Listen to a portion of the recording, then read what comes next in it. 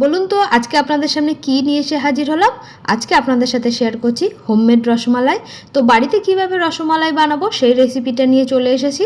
আর রসমালাই বানানোর জন্য আমি এখানে 2 লিটার লিকুইড দুধ দিয়ে নিয়েছি। আমি এখানে প্যাকেট দুধ ব্যবহার করেছি, আপনারা চাইলে গরুর দুধও ব্যবহার করতে পারেন বা আমুল দুধও ব্যবহার করতে পারেন। 2 লিটার যে দুধটা নিয়েছিলাম সেটাকে একটা পাত্রে ঢেলে নিয়েছি। এবার দুধটাকে ভালো করে ফুটিয়ে নিয়ে এই 2 লিটার দুধটাকে 1 লিটারে আস্তে আস্তে গাঢ় করে জাল দিয়ে 1 লিটারে নিয়ে চলে আসবো।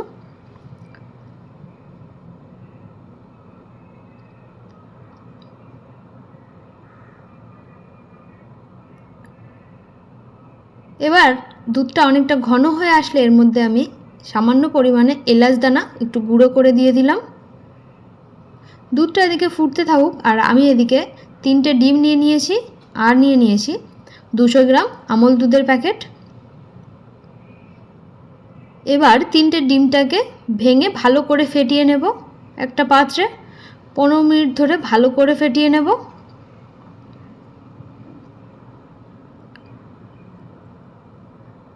এদিকে আমি যেহেতু সসপ্যানে দুধটা দিয়েছিলাম, তো সসপ্যানে আমার দুধটা জাল দিতে একটু অসুবিধা হচ্ছে বলে আমি কড়াইতে ঢেলে নিয়েছি। আর নিয়ে নিয়েছি 1 বাটি বাতাসা। তোমরা চাইলে এখানে চিনিটাও ব্যবহার করতে পারো। বাতাসাটাকে এবার ফুটন্ত দুধের মধ্যে দিয়ে দিলাম। অনেকে চিনি খেতে পছন্দ করে না, তো সেজন্য আমি পুরো রেসিপিটা বাতাসা দিয়েই দেখাচ্ছি। আর এদিকে 15 মিনিট ধরে ডিমটা ফেটিয়ে নিলাম। ডিমটা ফেটিয়ে নেওয়ার পরে যে 200 গ্রাম আমুল দুধের গুঁড়োর প্যাকেটটা নিয়েছিলাম তার মধ্যে সামান্য পরিমাণে আমুল দুধ গুঁড়ো ডিমটার মধ্যে দিয়ে দেবো আর ভালো করে ফেটিয়ে নেব। আস্তে আস্তে ওই 200 গ্রাম যে আমুল দুধটা নিয়েছিলাম সেই পুরোটাই এইভাবে ফেটিয়ে নেব ডিমের মধ্যে। ফেটিয়ে নিয়ে ঠিক এইরকম একটা ব্যাটার তৈরি হবে। দেখো ব্যাটারটা ঠিক এরকম হয়েছে, আমি হাত দিয়ে দেখাচ্ছি তোমাদেরকে। এবার যে ফুটন্ত যে গরম দুধটা ছিল সেই দুধের মধ্যে আমি ছোট ছোট বড়ির আকারে শেপ দিয়ে দুধের মধ্যে দিয়ে দিচ্ছি।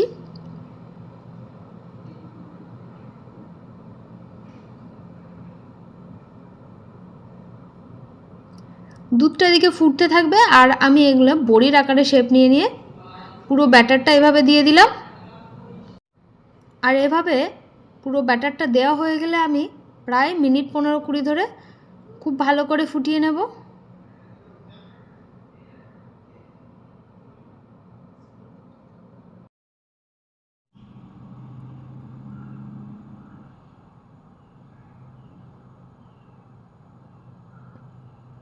তো তৈরি হয়ে গেছে বাড়িতে বানানো রসমালাই।